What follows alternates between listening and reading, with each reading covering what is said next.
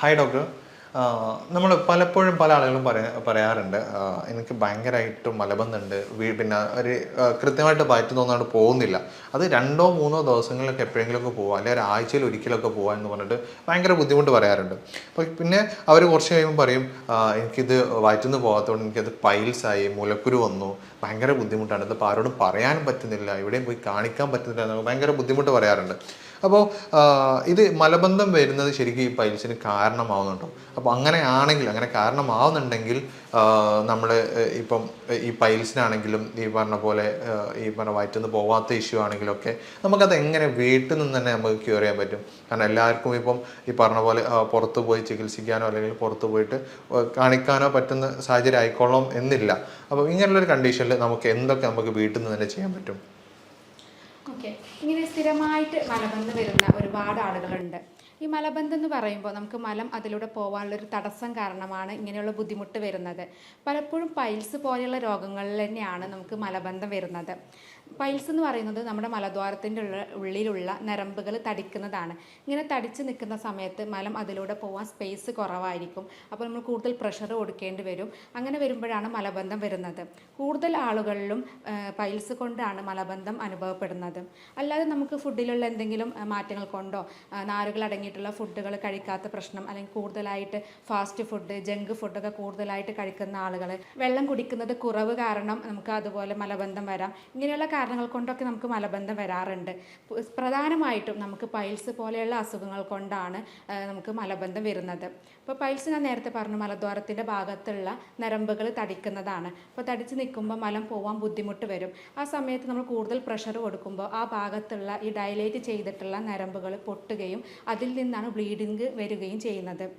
മിക്ക ആളുകളും നമുക്ക് ഹോസ്പിറ്റലിൽ വന്നിട്ട് നമ്മളോട് പറയാറുണ്ട്, ഡോക്ടർ എനിക്ക് മലദ്വാരത്തിൻ്റെ ഭാഗത്ത് കഠിനമായിട്ടുള്ള വേദനയാണ്, പൈൽസിൻ്റെ പ്രശ്നമാണെന്ന് തോന്നുന്നു. ഇത്തരം തെറ്റിദ്ധാരണകൾ നമുക്കിടയിലുണ്ട്. എന്നാൽ മലദ്വാരത്തിലുണ്ടാകുന്ന വേദന പൈൽസ് കൊണ്ടല്ല, മലദ്വാരത്തിൽ വരുന്ന ഫിഷർ അല്ലെങ്കിൽ വിള്ളലുകൾ കൊണ്ടാണ് ഇങ്ങനെ വരുന്നത്.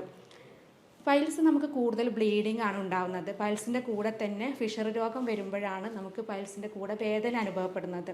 ഫിഷർ മാത്രമായിട്ടും നമുക്ക് വരാം. മലബന്ധം കൂടുതലുള്ള ആളുകളിൽ, സ്ഥിരമായിട്ട് മലബന്ധമുള്ള ആളുകൾ കൂടുതൽ പ്രഷർ കൊടുക്കുമ്പോൾ മലദ്വാരത്തിൻ്റെ സൈഡ് പൊട്ടിയിട്ട് മുറിവ് വരും. അല്ലെങ്കിൽ കൂടുതൽ പ്രാവശ്യം മലം പോകുന്ന ആളുകളിലും ഇതുപോലെ ഫിഷർ രോഗം വരാനുള്ള സാധ്യതയുണ്ട്.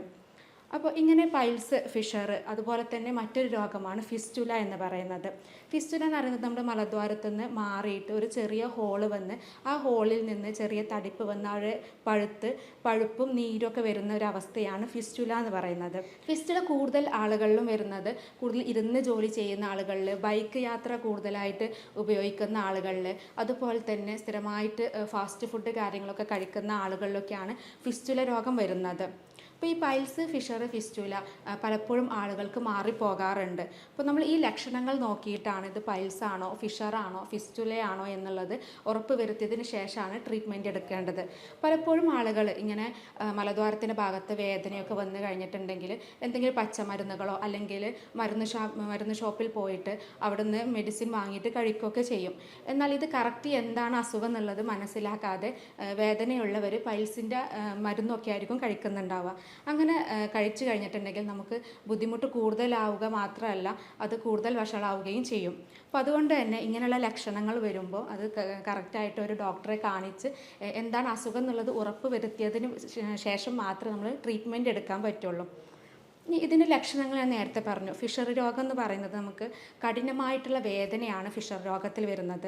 ചില അമ്മമാർ പറയാറുണ്ട്, ഡോക്ടറെ പ്രസവ വേദനയേക്കാൾ കൂടുതലായിട്ടുള്ള വേദനയാണ്, അത്രയും കാഠിന്യമുള്ളൊരു വേദനയാണ് ഫിഷറിൻ്റെ വേദന എന്ന് പറയുന്നത്. നമുക്ക് മലദ്വാരത്തിൻ്റെ ഭാഗത്ത് ബ്ലേഡ് കൊണ്ടോ അല്ലെങ്കിൽ സൂചി കൊണ്ട്, കത്തി കൊണ്ടൊക്കെ വരിഞ്ഞ പോലെയുള്ള വേദനയായിരിക്കും അനുഭവപ്പെടുക. ഇതിൻ്റെ കൂടെ തന്നെ നമുക്ക് മലത്തിൽ ചെറിയ വര പോലെ ബ്ലീഡിങ് കാണാറുണ്ട്. ഇതിൻ്റെ കൂടെ ഇച്ചിങ് വരാം, ചൊറിച്ചിൽ വരാം, അതുപോലെ തന്നെ ഇടയ്ക്കിടയ്ക്ക് ബാത്റൂമിൽ പോകാനുള്ള ടെൻഡൻസി വരാം, മലബന്ധം ഒക്കെ ഇതിൻ്റെ കൂടെ തന്നെ കണ്ടുവരാറുണ്ട്. പൈൽസിന് നേരത്തെ പറഞ്ഞു കൂടുതലും ബ്ലീഡിംഗ് ആണ് കണ്ടുവരുന്നത്. പൈൽസിന് നമുക്ക് മലം പോകുന്നതിന് തൊട്ട് മുമ്പായിട്ട് ബ്ലീഡിങ് വരാം, അല്ലെങ്കിൽ മലം പോകുന്ന സമയത്ത് അതിൽ നിന്ന് ഉറ്റിയിട്ട് ബ്ലീഡിങ് വരാം, അല്ലെങ്കിൽ മലം പോയി കഴിഞ്ഞിട്ടും ആ ഭാഗത്ത് ബ്ലീഡിങ് കാണാറുണ്ട്. പണ്ടൊക്കെ നമ്മൾ കൂടുതലായിട്ടും ഇന്ത്യൻ ക്ലോസറ്റുകളാണ് ഉപയോഗിക്കുന്നത്. ആ സമയത്ത് നമുക്ക് മലത്തിലൊക്കെ ബ്ലഡൊക്കെ പോകുന്നുണ്ടെങ്കിൽ കറക്റ്റായിട്ട് കാണാൻ പറ്റും. അപ്പോൾ നമുക്ക് അതിനുള്ള ചികിത്സ എടുക്കാം. എന്നാൽ ഇന്ന് കൂടുതൽ ആളുകളും യൂറോപ്യൻ ക്ലോസറ്റുകളാണ് ഉപയോഗിക്കുന്നത്. അതുകൊണ്ട് തന്നെ നമുക്ക് മലം നേരിട്ട് വെള്ളത്തിലേക്ക് പോകുന്നത് കാരണം അവിടെ ബ്ലഡ് ഉണ്ടോ എന്നുള്ളത് കറക്റ്റായിട്ട് അറിയാൻ പറ്റില്ല. അപ്പോൾ കൂടുതലായിട്ട് ബ്ലീഡിങ് വരുന്നതും കൂടുതൽ തടിപ്പൊക്കെ ആയിട്ട് 3rd സ്റ്റേജിലൊക്കെ എത്തിക്കഴിഞ്ഞാലാണ് നമ്മൾ അസുഖം എന്താണെന്നുള്ളത് മനസ്സിലാക്കാറുള്ളത്. പലപ്പോഴും ഇങ്ങനെയുള്ള അസുഖങ്ങൾ വരുമ്പോൾ നമ്മുടെ മലദ്വാരത്തിലുണ്ടാകുന്ന എന്ത് അസുഖം ആയിക്കോട്ടെ, പൈൽസ് ആയിക്കോട്ടെ, ഫിഷർ ആയിക്കോട്ടെ, ഫിസ്റ്റുല ആയിക്കോട്ടെ, ഇങ്ങനെയുള്ള അസുഖങ്ങളൊക്കെ വരുമ്പോൾ പലപ്പോഴും അത് തുറന്ന് പറയാനും അതുപോലെ തന്നെ ഓപ്പൺ ആയിട്ട് ഡിസ്കസ് ചെയ്യാനും പലർക്കും മടിയായിരിക്കും. അപ്പോൾ പലപ്പോഴും ചികിത്സ എടുക്കാതെ വേദന സംഹാരികളൊക്കെ ഉപയോഗിച്ചിട്ട് അവർ അതിൻ്റെ വേദനയൊക്കെ കുറച്ച് കൊണ്ടുവരികയാണ് ചെയ്യാറുള്ളത്. പൈൽസ് നമുക്ക് 2 തരത്തിൽ വരാറുണ്ട്. ഇൻറ്റേർണൽ പൈൽസ് ആയിട്ട് വരാം, എക്സ്റ്റേണൽ പൈൽസ് ആയിട്ട് വരാം. നേരത്തെ പറഞ്ഞു നമ്മൾ മലദ്വാരത്തിൻ്റെ ഉള്ളിലുള്ള നരമ്പുകൾ ഇങ്ങനെ തടിച്ച് നിൽക്കുന്നതാണ് പൈൽസ് എന്നുള്ളത്. അപ്പോൾ ഉള്ളിലാണെങ്കിൽ നമ്മൾ അതിന് ഇൻറ്റേർണൽ പൈൽസ് എന്നാണ് പറയുന്നത്. എന്നാൽ ഇതിങ്ങനെ തടിച്ച് നിൽക്കുന്ന സമയത്ത് മോഷൻ പോകാൻ ബുദ്ധിമുട്ട് കാരണം നമ്മൾ കൂടുതൽ പ്രഷർ കൊടുക്കും. ഈ പ്രഷർ കൊടുക്കുന്ന സമയത്ത് നമ്മൾ കൂടുതൽ മോഷൻ പോകുന്ന സമയത്ത് കൂടുതൽ പ്രഷർ കൊടുക്കുമ്പോൾ ഇത് പുറത്തേക്ക് തള്ളി വരാറുണ്ട്. ഇതിനെയാണ് നമ്മൾ എക്സ്റ്റേണൽ പൈൽസ് എന്ന് പറയുന്നത്. അതുപോലെ തന്നെ ഇങ്ങനെ പുറത്തേക്ക് തള്ളി നിൽക്കുമ്പോൾ നമ്മളതിന് 3 സ്റ്റേജ് ആയിട്ടാണ് പറയാറുള്ളത്. പുറത്തേക്ക് ഇങ്ങനെ തള്ളി വരിക, കുരുമലം പോയി കഴിഞ്ഞാൽ ഒരു കുരു പോലെ പുറത്തേക്ക് തള്ളി വരിക, അത് തന്നെ ഉള്ളിലോട്ട് മലം പോയി കഴിഞ്ഞാൽ തന്നെ ഉള്ളിലോട്ട് കയറി പോകുന്നുണ്ടെങ്കിൽ അത് സ്റ്റേജ് 1 ആണ്. അതുപോലെ നമുക്ക് പുറത്തേക്ക് തള്ളി വരുന്നത് നമ്മൾ കൈകൊണ്ടാണ് ഉള്ളിലോട്ട് ആക്കി കൊടുക്കുന്നതെങ്കിൽ അത് സ്റ്റേജ് 2 എത്തിയിട്ടുണ്ട്. അതുപോലെ ഈ കുരു ഉള്ളിലോട്ട് പോകുന്നില്ല, പുറത്തായിട്ട് തന്നെ നിൽക്കുകയാണെങ്കിൽ അത് 3rd സ്റ്റേജിലാണ് എത്തിയിരിക്കുന്നത്. ഈ 3rd സ്റ്റേജിലാവുമ്പോൾ പുറമേ തന്നെ നിൽക്കുന്ന സമയത്ത് ആ ഭാഗത്ത് ഇൻഫെക്ഷൻ വരാനും അവിടെ വേദന വരാനുള്ള സാധ്യതയൊക്കെ ഉണ്ട്. ഇനി എന്തൊക്കെ കാരണങ്ങൾ കൊണ്ടാണ് നമുക്ക് ഈ പൈൽസ്, ഫിഷർ, ഫിസ്റ്റുല പോലുള്ള അസുഖങ്ങൾ വരുന്നതെന്ന് നോക്കാം. പൈൽസ് എന്ന് പറയുന്നത് കൂടുതൽ ആളുകൾക്കും ഇരുന്ന് ജോലി ചെയ്യുന്ന ആളുകളിൽ, അതുപോലെ തന്നെ കൂടുതൽ ഹെവി വർക്ക് നല്ല വെയിറ്റൊക്കെ പൊക്കുന്ന ആളുകളിൽ നമുക്ക് പൈൽസ് രോഗം കണ്ടുവരാറുണ്ട്. കാരണം കൂടുതൽ നേരെ ഇരിക്കുന്ന സമയത്ത് ആ ഭാഗത്തിലൂടെയുള്ള രക്തോട്ടം കുറയും. ഈ രക്തോട്ടം കുറയുമ്പോൾ അവിടെയുള്ള നരമ്പുകളിൽ ഇത് കെട്ടിക്കിടന്നിട്ടാണ് ഇത് വീർത്ത് വരുന്നത്. അതുപോലെ തന്നെ കൂടുതൽ നമ്മൾ ഹെവി ഒബ്ജക്ട്സ് ഒക്കെ ഇങ്ങനെ എടുക്കുന്ന സമയത്ത് കൂടുതൽ പ്രഷർ കൊടുക്കുമ്പോഴും ഇത് പുറത്തേക്ക് തള്ളി വരാനും പൈൽസ് പോലെയുള്ള രോഗങ്ങളൊക്കെ വരാനുള്ള സാധ്യതയുണ്ട്. അതുപോലെ തന്നെയാണ് കൂടുതലായിട്ട് നമ്മൾ ഫാസ്റ്റ് ഫുഡൊക്കെ കഴിക്കുന്ന ആളുകളിൽ, അതായത് ചിക്കന്, മുട്ട, ബീഫ് പോലെയുള്ള റെഡ് മീറ്റുകളൊക്കെ അടങ്ങിയിട്ടുള്ള ഫുഡുകൾ കൂടുതലായിട്ട് കഴിച്ച് കഴിഞ്ഞിട്ടുണ്ടെങ്കിൽ നമുക്ക് മലബന്ധം വരാനും നമ്മൾ കൂടുതൽ പ്രഷർ കൊടുക്കുമ്പോൾ അത് പുറത്തേക്ക് തള്ളി വരാനൊക്കെയുള്ള സാധ്യതയുണ്ട്. അതുപോലെ തന്നെ നമ്മൾ ഫാമിലി ഹിസ്റ്ററിയിൽ ആർക്കെങ്കിലും പൈൽസ് ഉണ്ടെങ്കിലും അത് മറ്റ് കുട്ടികളിലും മക്കളിലൊക്കെ വരാനുള്ള സാധ്യതയുണ്ട്. ഫിഷർ രോഗം കൂടുതലായിട്ട് വരുന്നത് സ്ത്രീകളിലും പ്രവാസികളിലുമാണ്. സ്ത്രീകളിൽ പ്രഗ്നൻസി സമയത്തും അതുപോലെ തന്നെ ഡെലിവറി സമയത്തൊക്കെയാണ് കൂടുതലായിട്ട് കണ്ടുവരുന്നത്. ഈ പ്രഗ്നൻ്റ് ആവുന്ന സമയത്ത് അവരിങ്ങനെ വയറ് വീർത്തിരിക്കുന്ന സമയത്ത് നമുക്ക് വെള്ളം കുടിക്കാൻ മടിയായിരിക്കും. അതുകൊണ്ട് തന്നെ കോൺസ്റ്റിപ്പേഷൻ വരാനും അത് മലബന്ധം വരാനുള്ള കാരണമാവുകയും അതുപോലെ തന്നെ ആ ഭാഗത്ത് മലബന്ധം കാരണം അവിടെ പൊട്ടിയിട്ട് മുറിവ് വരാനുള്ള കാരണമാവുകയും ചെയ്യും. അതുപോലെ തന്നെയാണ് ഡെലിവറി സമയത്ത് നമ്മൾ കൂടുതൽ പ്രഷർ കൊടുക്കുമ്പോൾ ആ ഭാഗം പൊട്ടിയിട്ട് മുറിവ് വരാനുള്ള സാധ്യതയുണ്ട്. ഇനി പ്രവാസികളിലാണെങ്കിൽ കൂടുതലും അവരുടെ ഭക്ഷണ രീതിയിലുള്ള പ്രശ്നങ്ങൾ കാരണം അല്ലെങ്കിൽ ലൈഫ് സ്റ്റൈലിലുള്ള പ്രശ്നങ്ങൾ കൊണ്ടൊക്കെയാണ് പ്രവാസികളിൽ ഫിഷർ രോഗം വരുന്നത്. കാരണം അവിടെ ഭക്ഷണ രീതി എന്ന് പറയുന്നത് കൂടുതൽ ആളുകളും പുറമേ നിന്നുള്ള ഫുഡുകളായിരിക്കും കഴിക്കുന്നുണ്ടാവുക. അവർക്ക് ജോലി തിരക്ക് കാരണം സ്വന്തമായിട്ട് കുക്ക് ചെയ്യാനുള്ളൊരു അവസ്ഥ ഉണ്ടാവില്ല. അപ്പോൾ അതുകൊണ്ട് തന്നെ അവർ പുറത്തു നിന്നുള്ള ഫാസ്റ്റ് ഫുഡും അതുപോലെ തന്നെ കൂടുതൽ മസാല അടങ്ങിയിട്ടുള്ള ഫുഡൊക്കെ കഴിക്കുന്നത് കാരണം അവർക്ക് മലബന്ധം വരാനും അത് ഫിഷർ രോഗം വരാനുള്ള കാരണമാവുകയും ചെയ്യും. അതുപോലെ തന്നെ അവരുടെ ലൈഫ് സ്റ്റൈൽ, അതായത് കൂടുതൽ ഇരുന്ന് ജോലി ചെയ്യുന്ന ആളുകൾ, ഇപ്പോൾ ഓഫീസ് ജോലിയൊക്കെ ചെയ്യുന്ന ആളുകളാണെങ്കിൽ, കൂടുതൽ ഡ്രൈവൊക്കെ ചെയ്ത് എന്ന ആളുകളൊക്കെ ആണെങ്കിലും അവർക്ക് ഫിഷർ രോഗം വരാനുള്ള സാധ്യതയുണ്ട്. ഫിസ്റ്റുല ഞാൻ നേരത്തെ പറഞ്ഞു, കൂടുതലായിട്ട് ബൈക്ക് യൂസ് ചെയ്യുന്ന ആളുകളിലും ഇരുന്ന് ജോലി ചെയ്യുന്ന ആളുകളിലും ഫുഡിലൊക്കെ മാറ്റങ്ങൾ, കൃത്യമായിട്ടുള്ള ഭക്ഷണം കഴിക്കാത്ത പ്രശ്നങ്ങൾ കൊണ്ടൊക്കെ വരുന്നതാണ് ഫിസ്റ്റുല എന്ന് പറയുന്നത് രോഗം. ഇനി ഇങ്ങനെയുള്ള ബുദ്ധിമുട്ടൊക്കെ വരുന്ന ആളുകളാണെങ്കിൽ, പൈൽസ്, ഫിഷർ, ഫിസ്റ്റുലൊക്കെ വരുന്ന ആളുകളാണെങ്കിൽ നമ്മുടെ ജീവിത രീതിയിലും അതുപോലെ ഭക്ഷണ രീതിയിലൊക്കെ കുറച്ച് മാറ്റങ്ങൾ വരുത്തി കഴിഞ്ഞിട്ടുണ്ടെങ്കിൽ നമുക്കത് പൂർണ്ണമായിട്ട് തന്നെ മാറ്റിയെടുക്കാൻ പറ്റും. അതിലൊന്നാമത് പറയുന്നത് നമ്മുടെ ഭക്ഷണശീലങ്ങളാണ്. അപ്പോൾ ഈ ഫിഷറി രോഗമൊക്കെ ഉള്ള ആളുകളാണെങ്കിലും പൈൽസൊക്കെ ആണെങ്കിലും മലബന്ധം ഒഴിവാക്കുകയാണ് ഏറ്റവും വേണ്ടത്. മലബന്ധം എന്ന് പറയുമ്പോൾ കൂടുതലായിട്ട് വരുന്നത് നാരുകൾ അടങ്ങിയിട്ടുള്ള ഫുഡുകൾ കഴിക്കാത്തത് കൊണ്ടാണ്. അപ്പോൾ നാരുകൾ നമ്മൾ ഡെയിലി ഒരു 25-30 ഗ്രാം നാരുകൾ അടങ്ങിയിട്ടുള്ള ഫുഡുകൾ വേണം കഴിക്കാൻ. അപ്പോൾ നാരുകൾ അടങ്ങിയിട്ടുള്ള പച്ചക്കറികൾ, അതായത് മത്തങ്ങ, കുമ്പളം, അതുപോലെ തന്നെ ക്യാരറ്റ്, ക്യാബേജ്, ഇതിലൊക്കെ കൂടുതലായിട്ട് ഫൈബർ അടങ്ങിയിട്ടുണ്ട്. അപ്പോൾ അത്തരം പച്ചക്കറികൾ കൂടുതലായിട്ട് കഴിക്കുക. അതുപോലെ തന്നെ ഇലക്കറികളിൽ ഒരുപാട് ഫൈബർ അടങ്ങിയിട്ടുണ്ട്. അതുപോലെ ഫ്രൂട്ട്സിൽ ഒരുപാട് ഈ പേരക്ക, അതുപോലെ തന്നെ പാഷൻ ഫ്രൂട്ട്, ആപ്പിൾ തുടങ്ങിയ പഴങ്ങളിലും ഒരുപാട് ഫൈബർ അടങ്ങിയിട്ടുണ്ട്. അപ്പോൾ ഇത്തരം ഫൈബർ അടങ്ങിയിട്ടുള്ള ഫ്രൂട്ട്സുകളൊക്കെ കൂടുതലായിട്ട് ഭക്ഷണത്തിൽ ഉൾപ്പെടുത്തുക. അതുപോലെ തന്നെ മറ്റൊന്ന് പറയുന്നത് വെള്ളം കുടിക്കുക. നമ്മൾ ഡെയിലി ഒരു 2-2.5 ലിറ്റർ വെള്ളം കുടിക്കണം. അങ്ങനെ കുടിച്ച് കഴിഞ്ഞിട്ടുണ്ടെങ്കിൽ കൂടുതലായിട്ട് നമുക്ക് മലബന്ധം ഒഴിവാകാനും അത് ഫിഷർ പോലെയുള്ള അല്ലെങ്കിൽ പൈൽസ് പോലെയുള്ള അസുഖങ്ങൾ വരാതിരിക്കാൻ വേണ്ടിയിട്ടും സഹായിക്കും. അതുപോലെ തന്നെ നമ്മുടെ ലൈഫ് സ്റ്റൈലിൽ കുറച്ച് മാറ്റങ്ങളൊക്കെ വരുത്തുക. സ്ഥിരമായിട്ട് ചില പുരുഷന്മാരിലുള്ള ശീലമാണ് നമ്മൾ കൂടുതൽ സമയം ടോയ്ലറ്റിൽ ഇരിക്കുക എന്നുള്ളത്. കൂടുതൽ സമയം ടോയ്ലറ്റിൽ ഇരുന്നുകൊണ്ട് മൊബൈൽ യൂസ് ചെയ്യുക, ന്യൂസ് പേപ്പർ വായിക്കുക, സ്മോക്ക് ചെയ്യുക, ഇങ്ങനെയുള്ള ശീലമുള്ള ഒരുപാട് പേര് നമുക്കിടയിലുണ്ട്. ഇങ്ങനെ കൂടുതലായിട്ട് നമ്മൾ ഇരുന്ന് കഴിയുമ്പോൾ നമ്മുടെ മസിൽസിന് സ്ട്രെയിൻ വരികയും അവിടെ പൈൽസ്, ഫിഷർ പോലെയുള്ള അസുഖങ്ങൾ വരാനുള്ള സാധ്യതയുണ്ട്. അപ്പോൾ അത്തരം ടോയ്ലറ്റ് ശീലങ്ങളൊക്കെ ഉള്ള ആളുകളാണെങ്കിൽ പരമാവധി അത്തരം കാര്യങ്ങൾ ഒഴിവാക്കുക. അതുപോലെ തന്നെ നമ്മൾ ഭക്ഷണ രീതിയിൽ ഒഴിവാക്കേണ്ട കുറച്ച് കാര്യങ്ങളുണ്ട്. അതിൽപ്പെട്ടതാണ് ഫാസ്റ്റ് ഫുഡും അതുപോലെ ജങ്ക് ഫുഡുകളൊക്കെ.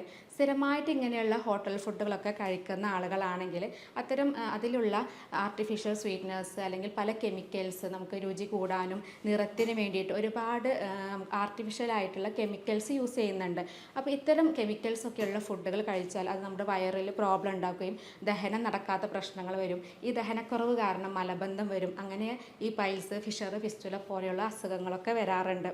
അപ്പോൾ അതുകൊണ്ട് തന്നെ ഇത്തരം ഫുഡുകൾ പരമാവധി ഹോട്ടൽ ഫുഡുകളും ജങ്ക് ഫുഡുകളും പ്രോസസ്ഡ് ആയിട്ടുള്ള ഫുഡുകൾ, അതുപോലെ റിഫൈൻഡ് മൈദ ഉപയോഗിച്ചിട്ടുള്ള പൊറോട്ട, കുബൂസ്, റൊട്ടി, ഇങ്ങനെയുള്ള ഫുഡുകളൊക്കെ പരമാവധി ഒഴിവാക്കാം. നമുക്കറിയാം പൊറോട്ടയൊക്കെ നമുക്ക് മലയാളികൾക്കിടയിൽ ഏറ്റവും പ്രിയമായിട്ടുള്ള ഒരു ഭക്ഷണമാണ്. അപ്പോൾ അത്തരം ഫുഡുകൾ സ്ഥിരമായിട്ട് കഴിക്കുന്ന ആളുകളുണ്ട്. അപ്പോൾ അത്തരം ഫുഡുകളൊക്കെ സ്ഥിരമായിട്ട് കഴിക്കുന്നതുണ്ടെങ്കിൽ അത്തരം ശീലങ്ങൾ നമ്മൾ മാറ്റിവെക്കുക. ഇങ്ങനെ ചെയ്തു കഴിഞ്ഞാൽ തന്നെ നമുക്ക് ഇത്തരം രോഗങ്ങൾ വരാതിരിക്കാനും ഇനി വന്ന ആളുകൾക്ക് ഇത് മാറാനും ഇത് നമുക്ക് സഹായിക്കും. അതുപോലെ ഇങ്ങനെയുള്ള അസുഖങ്ങളുള്ള ആളുകൾ ശ്രദ്ധിക്കുന്നത് കൃത്യസമയത്ത് നമ്മൾ ഭക്ഷണം കഴിക്കുക. ഒരു നേരത്തെ ഫുഡും ഒഴിവാക്കരുത്. കൃത്യസമയത്ത് ഭക്ഷണം കഴിക്കുക. അതുപോലെ തന്നെ ഭക്ഷണം കഴിച്ച ഉടനെ കിടക്കുക, കുനിയുക, ഇങ്ങനെയുള്ള കാര്യങ്ങളൊന്നും ചെയ്യരുത്. അത് ചെയ്ത് കഴിഞ്ഞാൽ കറക്റ്റായിട്ടുള്ള ദഹനം നടക്കില്ല. അത് മലബന്ധം വരാനുള്ള സാധ്യതയുണ്ട്. അതുപോലെ തന്നെ സ്ഥിരമായിട്ട് നമ്മൾ ഒരു ആഴ്ചയിൽ ഒരു 4-5 ദിവസം വ്യായാമം ചെയ്യുന്നത് വളരെ നല്ലതാണ്. കൃത്യമായിട്ട് ഒരു അരമണിക്കൂറോ അല്ലെങ്കിൽ ഒരു 3/4 മണിക്കൂറോ വ്യായാമം ചെയ്ത് കഴിഞ്ഞിട്ടുണ്ടെങ്കിൽ അത് മലബന്ധം ഒഴിവാകാനും പൈൽസ് പോലുള്ള അസുഖങ്ങൾ വരാതിരിക്കാൻ വേണ്ടിയിട്ട് സഹായിക്കും. പിന്നെ സ്ഥിരമായിട്ട് പുകവലി, മദ്യപാന ശീലമുള്ള ആളുകളാണെങ്കിൽ അത് പരമാവധി കുറക്കുക. കാരണം പുകവലി, മദ്യപാനമൊക്കെ ഉള്ള ആളുകളിൽ നമ്മുടെ ശരീരത്തിൽ അവ കൂടുതലായിട്ട് വെള്ളം വലിച്ചെടുക്കും. ഇങ്ങനെ കൂടുതലായിട്ട് വെള്ളം വലിച്ചെടുത്ത് കഴിഞ്ഞിട്ടുണ്ടെങ്കിൽ അത് നമുക്ക് മലം പോകാൻ ബുദ്ധിമുട്ട് വരികയും ഇതുപോലെയുള്ള അസുഖങ്ങൾ വരാനുള്ള സാധ്യതയുണ്ട്. അതുപോലെ തന്നെ ചില ആളുകൾക്കുണ്ട് മലം പോകണം തോന്നിക്കഴിഞ്ഞാൽ പിടിച്ചു വെക്കുന്ന ഒരു സ്വഭാവമുണ്ട്. ഇങ്ങനെ പിടിച്ചു വെച്ച് കഴിഞ്ഞിട്ടുണ്ടെങ്കിൽ എത്രത്തോളം നമ്മുടെ മലം ഈ നമ്മുടെ വൻകുടലിൽ ഇരിക്കുന്നോ അത്രയും കൂടുതലായിട്ട് വെള്ളം അതിൽ നിന്ന് വലിച്ചെടുക്കും. ഇങ്ങനെ കൂടുതലായിട്ട് വെള്ളം വലിച്ചെടുക്കും. അത് കൂടുതലായിട്ട് ഡ്രൈ ആവുകയും പിന്നീട് അത് മലം പോകാൻ നല്ല ബുദ്ധിമുട്ട് വരികയും അത് ഫിഷറും പൈൽസ് പോലുള്ള അസുഖങ്ങളൊക്കെ വരാനുള്ള സാധ്യതയുണ്ട്. ഇനി നമുക്ക് ഈ മലബന്ധം സ്ഥിരമായിട്ട് വരുന്ന കുറച്ച് ആളുകളുണ്ട്. അങ്ങനെയുള്ളവർക്ക് നമുക്ക് വീട്ടിൽ വെച്ച് ചെയ്യാവുന്ന കുറച്ച് കാര്യങ്ങൾ പറഞ്ഞുതരാം. ഒന്നാമതായിട്ട് പറയുന്നത് അത്തിപ്പഴം നമ്മൾ രാവിലെ വെറും വയറ്റിൽ കഴിക്കുന്നത് വളരെ നല്ലതാണ്. അത് നമ്മൾ ഒരു ദിവസം മാത്രം ചെയ്താൽ പോലെ ഒരു 2 ആഴ്ചയോ അല്ലെങ്കിൽ ഒരു മാസമോ കറക്റ്റായിട്ട് എടുത്തു കഴിഞ്ഞാൽ നമുക്ക് സ്ഥിരമായിട്ടുള്ള മലബന്ധമൊക്കെ പൂർണ്ണമായിട്ട് മാറ്റിയെടുക്കാൻ പറ്റും. അതുപോലെ തന്നെ ഒരു ഗ്ലാസ് ചൂടുവെള്ളത്തിൽ ഒരു നാരങ്ങയുടെ നീരൊഴിച്ച് അതിലേക്ക് ഒരു നുള്ള് തേനും ചേർത്തിട്ട് രാവിലെ വെറും വയറ്റിൽ കഴിക്കുന്നത് മലബന്ധം ഒഴിവാകാൻ വേണ്ടിയിട്ട് സഹായിക്കും. അതുപോലെ തന്നെയാണ് കറുത്ത ഉണക്കമുന്തിരി. ഇത് രാത്രി നമ്മളൊരു ഗ്ലാസ്സിൽ വെള്ളത്തിൽ കുതിർത്ത് വെച്ചിട്ട് രാവിലെ വെറും വയറ്റിൽ ആ വെള്ളത്തോട് കൂടെ അത് കഴിച്ചു കഴിഞ്ഞാലും മലബന്ധം ഒഴിവാകാറുണ്ട്. അതുപോലെ നമുക്ക് സ്ഥിരമായിട്ട് മലബന്ധമുള്ള ആളുകൾ ജീരക വെള്ളം സ്ഥിരമായിട്ട് കുടിക്കുന്നത് നല്ലതാണ്. അതുപോലെ ഗ്രാമ്പു ഇട്ട് തിളപ്പിച്ചിട്ടുള്ള വെള്ളം കുടിക്കുന്നതും മലബന്ധം ഒഴിവാക്കാൻ വേണ്ടി സഹായിക്കും. ഇനി നമ്മൾ ഫിഷറി രോഗത്തിൻ്റെ ഒരു ലക്ഷണം പറഞ്ഞത് മലദ്വാരത്തിലുണ്ടാകുന്ന കഠിനമായിട്ടുള്ള വേദനയും പുകച്ചിലുമാണ് അല്ലേ. ഇങ്ങനെയുള്ള ആളുകൾ നമുക്ക് വീട്ടിൽ വെച്ച് ചെയ്യാവുന്ന ഒരു കാര്യം പറഞ്ഞുതരാം. അതാണ് സിറ്റ്സ് ബാത്ത് എന്ന് പറയുന്നത്. ഇത് എല്ലാവർക്കും അറിയാവുന്നതാണ്. നമ്മൾ വട്ടത്തിലുള്ള ഒരു പാത്രത്തിൽ അരഭാഗം ചൂടുവെള്ളം എടുത്ത് അതിൽ കുറച്ച് നേരം ഒരു 10-15 മിനിറ്റ് കുറച്ച് കല്ലുപ്പിട്ടതിന് ശേഷം 10-15 മിനിറ്റ് ഇരിക്കുക. ഇങ്ങനെ ഇരുന്ന് കഴിഞ്ഞിട്ടുണ്ടെങ്കിൽ നല്ല വേദന കുറയാനും അവിടെയുള്ള മുറിവുണ്ടെങ്കിൽ അത് ഉണങ്ങാനും രക്തോട്ടം കൂടാനൊക്കെ സഹായിക്കും. അത് സ്ഥിരമായിട്ട് 2 നേരം ഡെയിലി ചെയ്യുന്നത് നമുക്ക് ഫിഷർ രോഗമൊക്കെ പൂർണ്ണമായിട്ട് മാറാൻ വേണ്ടി സഹായിക്കും. അപ്പോൾ ഇത്തരം കാര്യങ്ങൾ ശ്രദ്ധിച്ചു കഴിഞ്ഞാൽ ഇത്തരം രോഗങ്ങൾ വരാതിരിക്കാനും നമുക്ക് വന്ന രോഗങ്ങൾ മാറ്റിയെടുക്കാനും പറ്റും. അപ്പോൾ ഇങ്ങനെയുള്ള കാര്യങ്ങളൊക്കെ നമ്മൾ വീട്ടിൽ വെച്ച് ചെയ്തിട്ടും തീരെ മാറ്റം തോന്നുന്നില്ലെങ്കിൽ നമ്മൾ തീർച്ചയായും അടുത്തുള്ള ഒരു ഡോക്ടറെ കാണിച്ച് ഇതിൽ കറക്റ്റായിട്ടുള്ള ചികിത്സ എടുക്കണം. അപ്പോൾ ഇങ്ങനെയുള്ള രോഗങ്ങൾ പലപ്പോഴും നമ്മൾ രോഗനിർണയം നടത്തുന്നത് രോഗലക്ഷണങ്ങൾ നോക്കിയിട്ടാണ്. നമുക്ക് ലക്ഷണങ്ങൾ നോക്കിയാൽ അറിയാൻ പറ്റും ഇത് പൈൽസ് ആണോ, ഫിഷറാണോ, ഫിസ്റ്റുലയാണോ എന്നുള്ളത് അറിയാൻ പറ്റും. പിന്നെ അതുപോലെ നേരിട്ട് വരുന്ന പേഷ്യൻസ് ആണെങ്കിൽ നമ്മൾ ആ ഭാഗത്ത് പരിശോധന നടത്താറുണ്ട്, റെക്ടൽ എക്സാമിനേഷൻ നടത്തും. അപ്പോൾ നമുക്കത് കണ്ടു കഴിഞ്ഞാലും അറിയാൻ പറ്റും ഇത് എന്താണ് അസുഖം എന്നുള്ളത്. ഇനി ചില ആളുകൾ ഇൻറ്റേർണൽ പൈൽസ് ഒക്കെ ആണെങ്കിൽ സ്ഥിരമായിട്ട് മലബന്ധം ഉണ്ടാവും, പക്ഷെ പുറമേക്ക് ബുദ്ധിമുട്ടൊന്നും ഉണ്ടാവില്ല. അപ്പോൾ ഉള്ളിലുള്ള കാര്യങ്ങൾ അറിയണമെങ്കിൽ ഉള്ളിലോട്ട് കുഴലിറക്കിയിട്ടുള്ള ടെസ്റ്റ് ഉണ്ട്, കൊളനോസ്കോപ്പി എന്ന് പറയും. ആ ടെസ്റ്റ് ചെയ്ത് കഴിഞ്ഞാൽ നമുക്ക് എന്താണ് അസുഖം എന്നുള്ളത് അറിയാൻ പറ്റും. ജർമ്മനിയിൽ നിന്ന് ഇറക്കുമതി ചെയ്യുന്ന പൊട്ടൻസി മരുന്നുകളാണ് നമ്മളിവിടെ ഉപയോഗിക്കുന്നത്. അതുകൊണ്ട് തന്നെ ഇത്തരം രോഗങ്ങൾ നമുക്ക് ഫലപ്രദമായിട്ട് ചികിത്സിക്കാൻ പറ്റാറുണ്ട്. ഇനി നേരിട്ട് ഹോസ്പിറ്റലിലേക്ക് വരാൻ ബുദ്ധിമുട്ടുള്ളവർക്ക് നമ്മൾ മെഡിസിൻ കൊറിയറായിട്ട് വീട്ടിലേക്ക് എത്തിച്ചു കൊടുക്കുകയും ചെയ്യുന്നുണ്ട്. അപ്പോൾ ഇത്തരം ഓൺലൈൻ കൺസൾട്ടേഷനെ കുറിച്ചും ഇത്തരം ചികിത്സാ രീതിയെക്കുറിച്ചും അറിയണമെങ്കിൽ താഴെ കാണുന്ന നമ്പറിൽ ബന്ധപ്പെടാവുന്നതാണ്. സ്നേഹത്തോടെ doctor Semiya, doctor Basil's homeo hospital, Pandikkad, Malappuram.